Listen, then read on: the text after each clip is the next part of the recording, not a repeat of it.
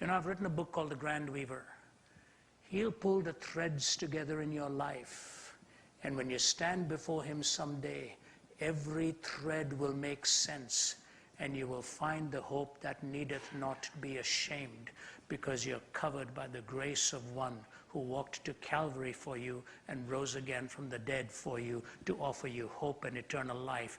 Tell me what atheism has to offer as hope. It's in you. And if you look inside, that's pretty meager. No law, no hope, no meaning. And ultimately, you deny God. And if you find out that he actually exists, there is no recovery at that point. You know, Pascal said this, and I'll close with this. Should a man be in error in supposing the Christian religion to be true, he could not be a loser by mistake. But how irreparable is his loss, and how inexpressible his danger, who should err in supposing it to be false. Should a man be in error in supposing the Christian religion to be true, he could not be a loser by mistake, but how irreparable is his loss, and how inexpressible his danger, who should err in supposing it to be false. This wager of Pascal has been the most misunderstood thing that I have ever heard interpreted.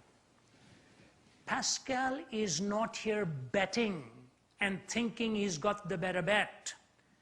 Pascal is saying this: if all you have to offer in life outside of God is some kind of fulfillment and personal existential satisfaction, I get that in God.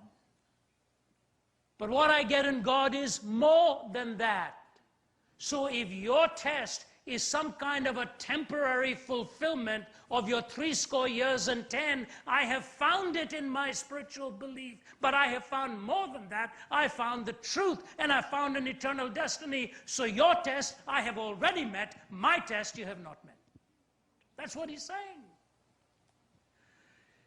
You know, I've written a series of books called The Great Conversations, imaginary conversation between Jesus and somebody. The first one was The Lotus and the Cross, Jesus talks to Buddha. Second one was Sense and Sensuality, Jesus talks to Oscar Wilde. The third one was The Lamb and the Führer, Jesus talks to Hitler. Fourth is New Birth or Rebirth, Jesus talks to Krishna. Now what I do is take the words of these people in their settings and what they said on certain issues and what Jesus said in response in very similar situations, bring in 2 or 3 other foil personalities and imagine a conversation there of what would go on. The one that I did on Oscar Wilde, Sense and Sensuality, the third personage talking there is Pascal. And the reason I picked Pascal is because both Pascal and Oscar Wilde had their funeral services in the same church in Paris. Pascal's coat still hangs there, and in his coat is sewn in his testimony, which he never wanted to lose. Oscar Wilde, at his funeral, didn't have one bar of music played.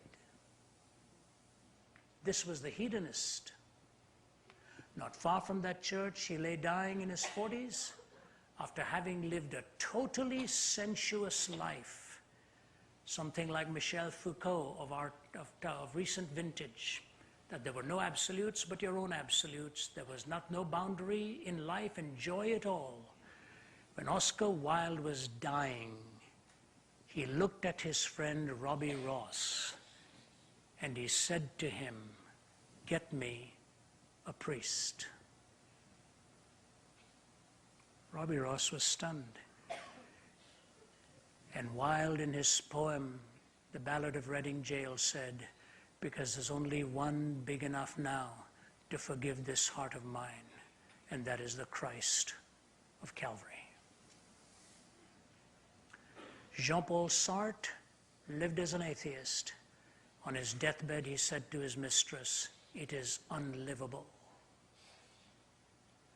Anthony Flew, when I was in my graduate school days, the biggest known atheist of that time. I had to read everything Flew had written. He saved me an awful lot of time if he told me what he was going to say in years to come. Now he says, he no longer can sustain his atheism logically. Ladies and gentlemen, like Douglas Copeland, you better admit the secret. You need God. You need God.